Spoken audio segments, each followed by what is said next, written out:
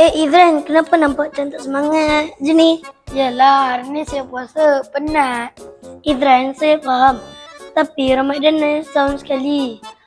Rugi kalau kita habiskan masa dengan tidur saja. Jadi, saya nak buat apa? Sekolah kita kan ada buat macam-macam aktiviti.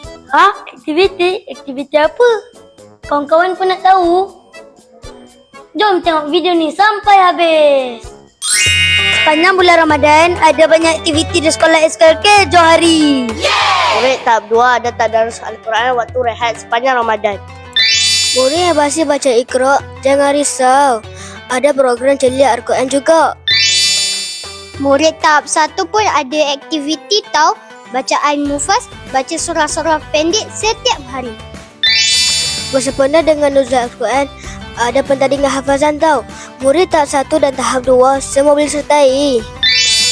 Selain itu, ada juga pertandingan azan untuk murid lelaki tahap 1 dan tahap 2. Kalau murid lelaki ada pertandingan azan, murid perempuan pula ada pertandingan bercerita kisah Nabi. Girls, cubalah join. Wah, menarik lah. Saya nak sertai lah. Jadi, saya perlu buat persiapan untuk masuk pertandingan ni. Bagus. Barulah bersemangat.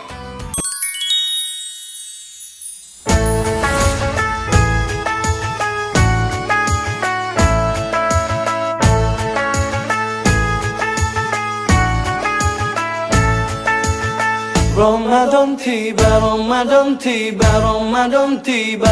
Marhaban ya Ramadan, marhaban ya Ramadan, marhaban ya Ramadan, marhaban ya Ramadan. Ramadan tiba, Ramadan tiba, Ramadan tiba. Marhaban ya Ramadan, marhaban ya Ramadan, marhaban ya Ramadan, marhaban ya Ramadan. Ramadan tiba, semua bahagia, tua dan muda bersuka cita.